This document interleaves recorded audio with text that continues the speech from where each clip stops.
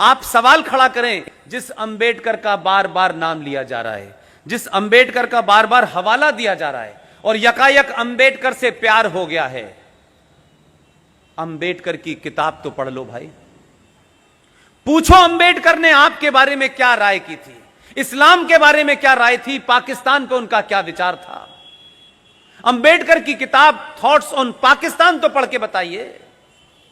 उस आदमी ने सच सच कहा। यह बदकिस्मती है उस आदमी की कि हमारे यहां झूठे लोगों को महान बनाया गया, और जो ईमानदार उस वक्त था और जो आज भी उसकी किताबों को अगर आप पढ़ लें तो उससे ज्यादा ईमानदार आदमी मुझे कोई नजर नहीं आता। अगर उसकी बातों को माना होता तो आज यह दिन भारत को देखना नहीं पड़ता। थॉट्स ऑन पाकिस्तान में वो लिख रहे हैं, यह किताब मार्केट में अवेलेबल है, आप ले सकते हैं। उसमें उन्होंने कहा कि जब भारत का बंटवारा मजहब के नाम पे हुआ था तो यहां एक भी मुसलमान कैसे रहेगा, इसको भी जाना चाहिए। साफ साफ कहा उन्होंने। और बी आर अंबेडकर का किसी हिंदू महासभा से और आरएसएस से संबंध नहीं था। यह कहकर के आप उस ज्ञानी आदमी की बात को झुठला नहीं सकते।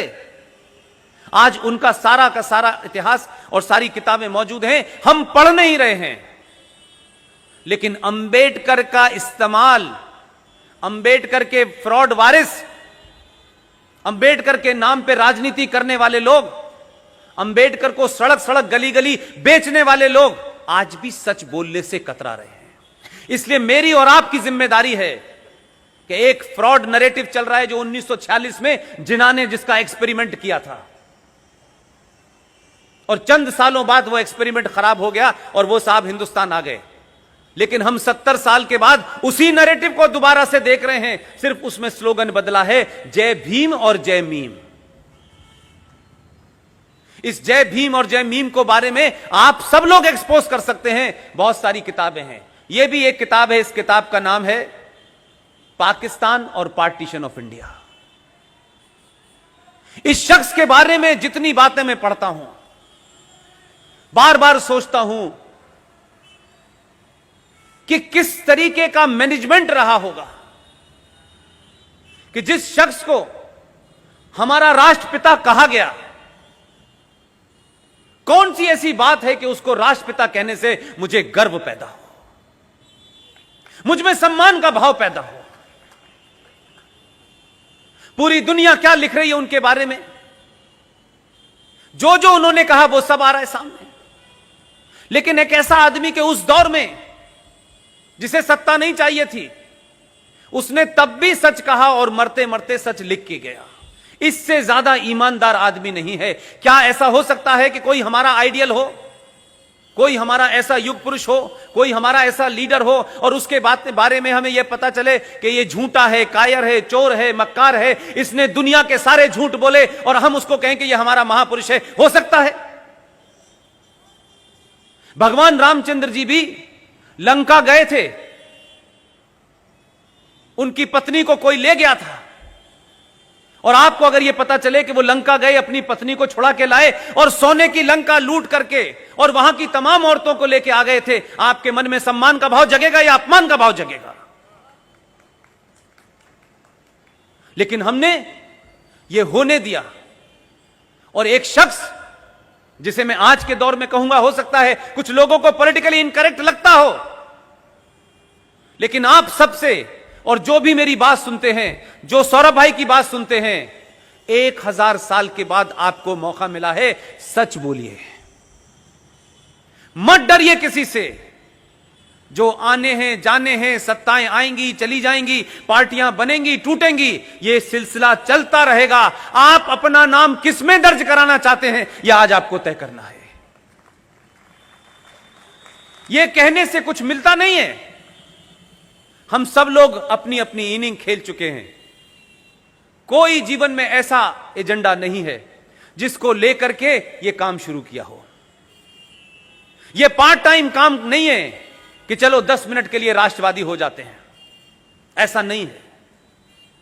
यह कन्विक्शन के तहत लोग जो देश में काम कर रहे हैं, उनका यह अकीदा है, वो ये मानते हैं, इसलिए आपके साथ में हैं। और इसीलिए आप मुंबई जैसे शहर में, जहां लोगों के पास 2 मिनट का वक्त नहीं होता,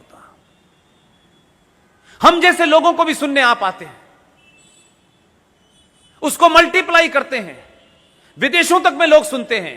उसकी सिर्फ वजह इतनी ही है कि आने से पहले हमने अपने बारे में वाजे कर दिया है कि हम किसी पार्टी का टिकट मांगने नहीं जाएंगे, हमको कोई शौक नहीं है। यह इज्जत उस पद पे बैठने से ज्यादा है। इसलिए मरने से पहले, जाने से पहले आप ये बताएं कि जिस कारणों से यह देश संकट में है, यह पूरा 90 करोड़ समाज कंफ्यूजन में है, उसको यह पता ही नहीं है कि उसके पूर्वजों ने किया क्या है। वो उन पे गर्व करे या उनके सामने हीन भावना का शिकार हो। इसलिए मैं चाहता हूं आप तमाम सारे लोग आज ही से, ऐसा नहीं होगा हजारों लोग बड़ा काम कर रहे होंगे, आज ही से यह सोचिए, सच बताने में अगर जान भी चली जाएगी तो कोई फर्क नहीं पड़ता, लेकिन आपके जाने के बाद आपके बच्चे किन शब्दों से आपकी इज्जत करेंगे, यह आज आपको तय करना है। हमारे मन में जो भाव बहुत लोगों के लिए हैं, वो सार्वजनिक भी होते हैं, मजबूरी होती है उनको कुछ कहना कि ये हैं, लेकिन जो हमारा हीरो है उसे हम अगर अपना हीरो नहीं कह पा रहे तो इससे ज्यादा घुटन की कोई बात नहीं हो सकती। लेकिन सरकारी पद पे न होने के कई फायदे भी हैं। इसलिए मैं कहता हूं कि भारत का अगर राष्ट्रपिता ही घोषित करना था तो बी.आर. अम्बेडकर को करते हैं।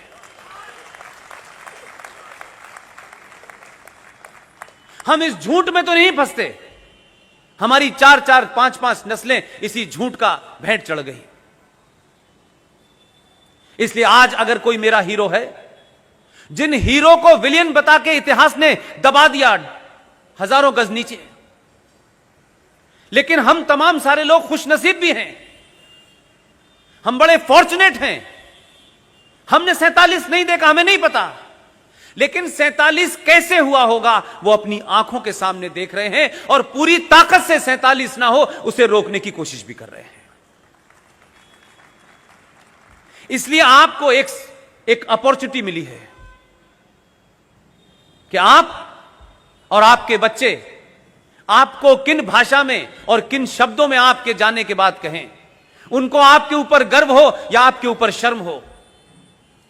इसलिए अपनी अपनी भूमिका को आप बिना किसी कोई बड़ा किए हुए छोटी छोटी भूमिकाओं को निभा सकते हैं। और ऐसे ही लोगों में नाम है अभय मराठे जी का। मैंने आपका नाम मराठे जी बहुत बार लिया, आप इसी राज्य के रहने वाले हैं। क्या मेरी ये दरखास्त मानेंगे कि आप 1 मिनट के लिए स्टेज पे आ जाएं?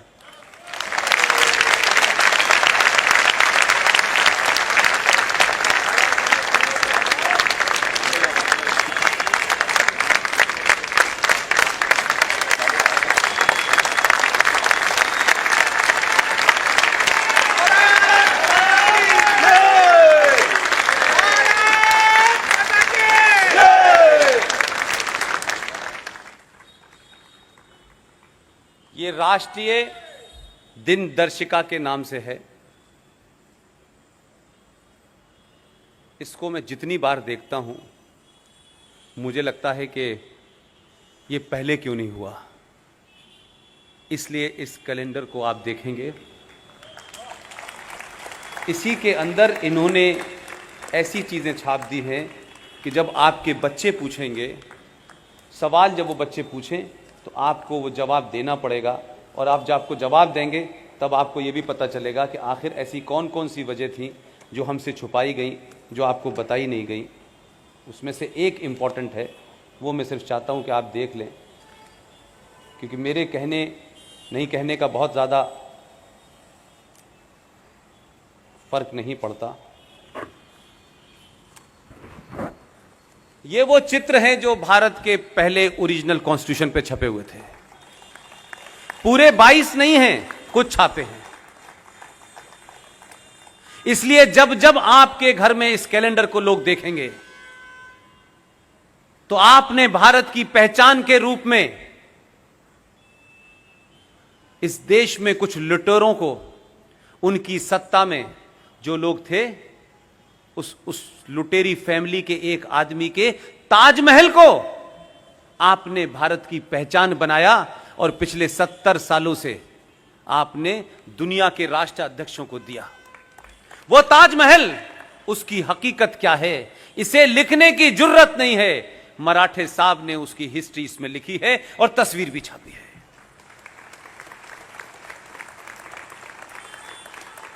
इसलिए मैं चाहता था कि मराठे जी एक इंस्टीट्यूशन है और बहुत समय लंबा नहीं है। आने वाली जनरेशन इस चैलेंज को ले, लोग सिर्फ इसको ले लेंगे, इतने से ही काम हो जाएगा। मेरे 3-4 साथी जो दिल्ली में हैं, जो ट्रस्ट इंडिया फाउंडेशन के नाम से काम कर रहे हैं, उन्होंने मुझसे कहा है इस आदेश के साथ कि मराठे जी आपको मिले तो आप उनको भरोसा दीजिए कि इस कैलेंडर का भविष्य में जो भी पब्लिकेशन की कॉस्ट आएगी सारी ट्रस्ट इंडिया फाउंडेशन वहन करेगा। लेकिन इस कैलेंडर को एक आंदोलन का रूप देना है, घर घर पहुंचाना है। यह कॉमर्शियल वेंचर नहीं है, इसमें 80 साल की उम्र तक इनका खून पसीना है।